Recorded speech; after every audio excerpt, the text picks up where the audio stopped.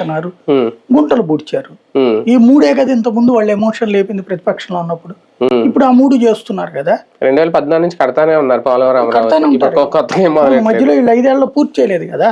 2018లో పూర్తి చేస్తాను తెలుగుదేశం పూర్తి చేయలేదన్న ఎమోషన్ ని జగన్ తీసుకొచ్చాడు.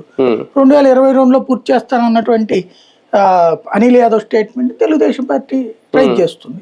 అప్పుడు ఆయన చేయలేడు, మేము చేస్తున్నాం.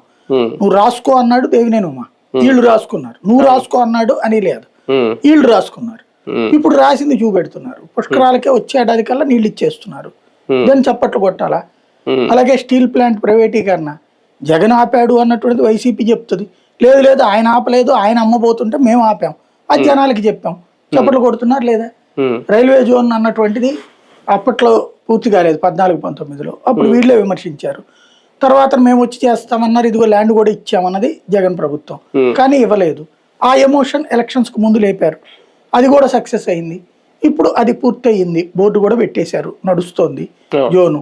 దాంట్లో లోపాలు ఎత్తుకుతున్నది వైఎస్ఆర్ కాంగ్రెస్ పార్టీ. కానీ మేము ఆ ఎమోషన్ ని పూర్తి చేసామా లేదా?